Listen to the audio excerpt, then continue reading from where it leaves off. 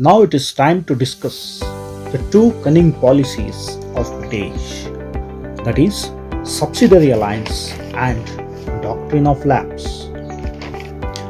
Subsidiary alliance was introduced in the year of 1798. It is introduced to bring Indian states to control. This is nothing but a military protection agreement between East India Company and Indian states. This policy was introduced by Lord Wellesley. According to this policy, the king had to keep British army in his kingdom, and king has to bear the salary, maintenance, expenditure of soldiers and give certain revenue lands as well. Second term, king has to have a British residence in his court. Third term, king could not appoint any other European without the permission of the British. Fourth term, permission of Governor General is mandatory before entering any agreement and pact with any Indian ruler. And in return, company will assure the protection of state from internal and external aggression. Because of this policy, British got control over Indian states and maintenance of army became easy to them. But Indian states got economically exploited. Hyderabad was the first state which entered to this agreement. Later, Mysore, Oudh, Tanjore, Maratha, Pune, Bihar and Gwalior entered this agreement. This agreement has become burden to king because along with his army he has to bear the army of British also.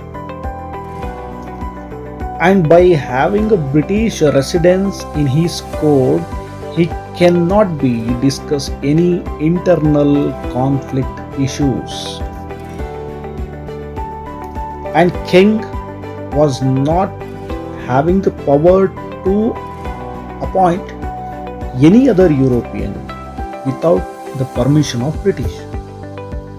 And it has become mandatory to get the permission of Governor General to sign any agreement or pact with his neighbor ruler. Whereas this policy is nothing but to have control in the name of king. King is just for the name, and whole control of the kingdom was under control of British East India Company. Another cunning policy of British is doctrine of lapse, which was introduced by Dalhousie. Dalhousie arrives to India in the year of 1848, and he tried to integrate Indian princely states with the British Empire. He adopted doctrine of lapse policy.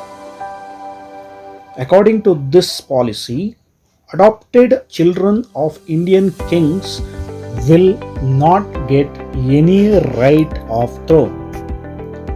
If any king died without his biological child, his adopted child is not eligible to get the legal rights of throne, and such states get merged with British Empire. So this was the policy which was introduced by Dalhousie.